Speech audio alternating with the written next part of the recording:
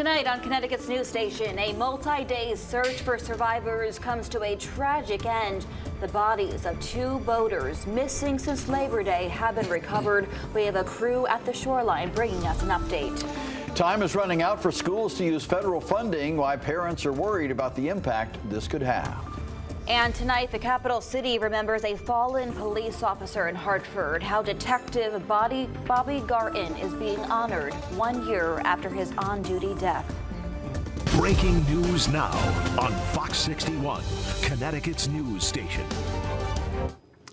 Well, after searching all week along the coast of Old Saybrook, crews have recovered the bodies of 2 missing boaters.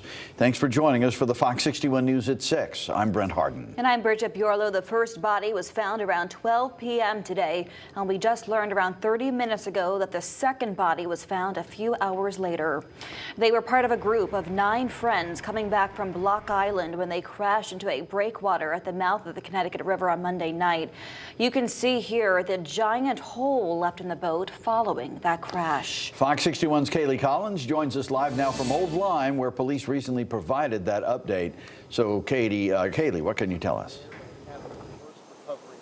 Well, Brent, Bridget, just a heartbreaking end to a search that did take days, like you said, but now at least the family and friends, loved ones of those 2 missing boaters have some level of closure after that long, week-long search. Now, those 2 men, said to be in their mid-20s, were among the 9 total passengers, as you said, of a 31-foot center console boat that had crashed into a breakwater in the Old Saybrook area on Monday night. That was the evening of the Labor Day holiday.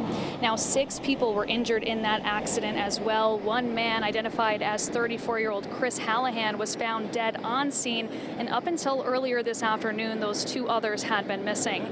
Identities of the 2 recovered bodies have not been released at this time. We do know the man found at around 12:10 this afternoon was located by 2 ENCON police officers about a quarter mile from the crash site. We have not yet confirmed where or how that second body was discovered. The manner and cause of death of both men will be released pending the results of an autopsy.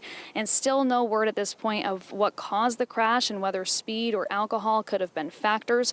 The boat itself remains at ENCON Police headquarters, where it's being examined as part of the ongoing investigation. And police earlier today were unable to provide an update on the current condition of those 6 injured. We do know that earlier in the week, the operator of the boat had sustained or had been in critical condition at that time. So any new information we get on that, we will bring to you. Live in Old Lyme tonight, Kaylee Collins, Fox 61, Connecticut's news station. Very sad update there, Kaylee. Thank you. And we continue our other coverage tonight of a deadly fire that tore through a home in Middlefield, leaving a family in grief and a community in shock. And tonight we're learning more about the young child who died, the investigation, and the neighborhood. Fox 61's Matt Karen has been speaking to neighbors. So, Matt, this must be a very difficult day for them. Hearts are heavy here in Middlefield, a community in mourning, a life lost too soon, tragically taken here in a house fire behind us. Neighbors say they will rally to wrap their arms around a grieving family. 1 a.m. Friday, all was quiet in the Middlefield neighborhood of Dwight Drive. This is the first terrible thing that's happened in a long, long time. Just 5 minutes later, tragedy. Whole night I can't sleep, whole night. Kadita Akhtar and her family awoke to screams of help coming from a neighbor's home. Then I heard the scream like few times. Akhtar, her husband and son watched helplessly as what started as an orange glow quickly turned into an inferno, spewing thick black smoke. If I could help them, I would feel bad. But I can't. I see the fire department here, and they help them. But I just pray everyone will be fine. A few houses down, Bill Weckesser watched as the all-volunteer firemen, many of whom live in the neighborhood, quickly arrived. We have firemen right here. They got word someone was trapped inside and attempted a rescue, instead finding a body on the porch. You never get over it. You just live with it. That's all you can do. Weckesser himself, no stranger to tragedy, losing 2 of his family members. 44 years ago, lost a son in an accident, and I hope I don't start crying.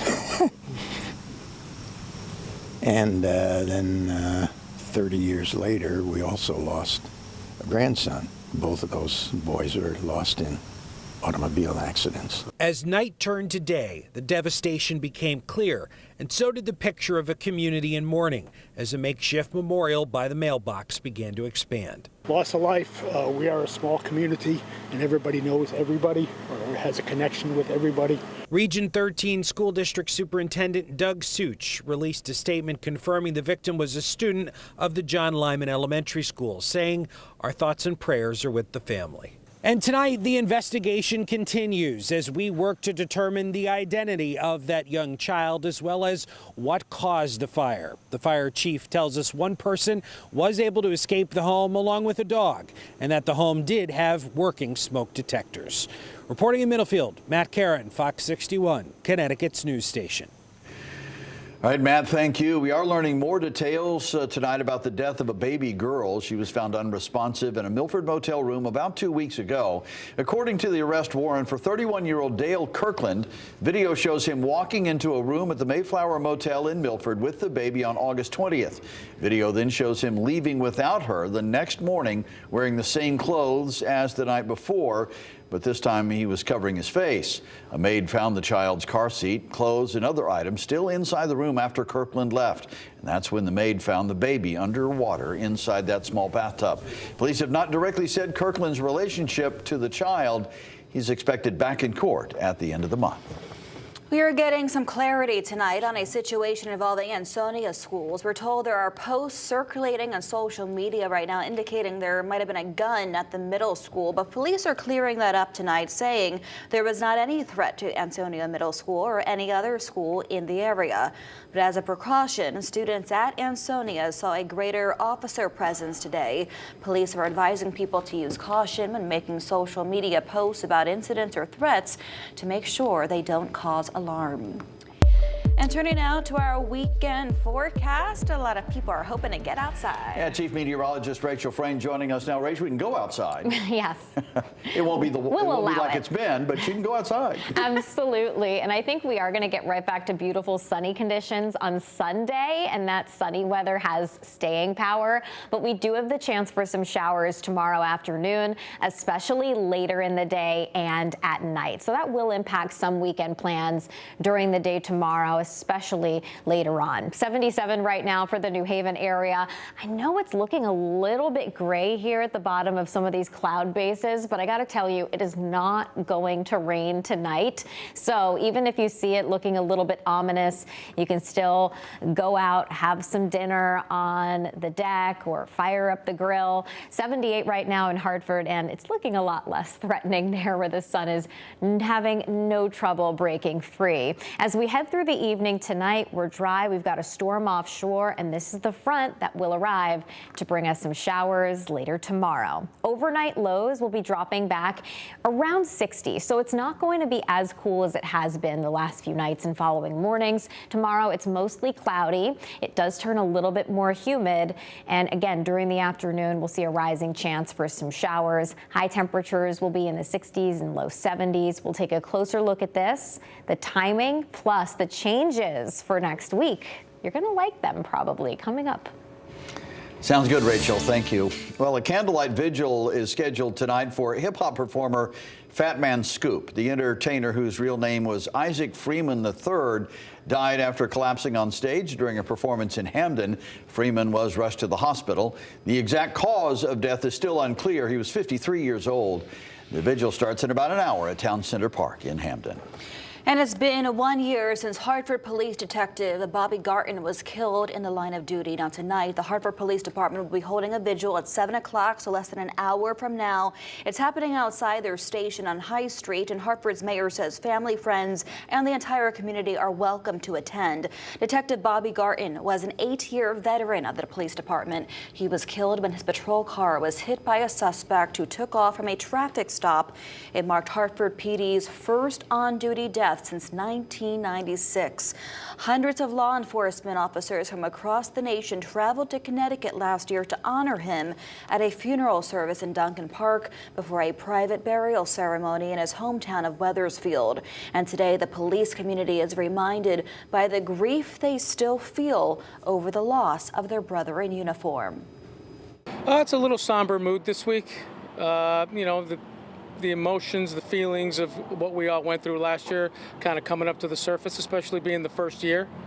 So, but just leaning on each other and trying to get through it as best as we can. In addition to the vigil tonight, officers will take part in their annual bike ride to remember tomorrow. That's happening from Springfield to Hartford. The ride pays tribute to all fallen police officers. And we should note for you, we do have a crew on the way to the vigil for Detective Bobby Garten, and we'll bring you a full update on the news at 10.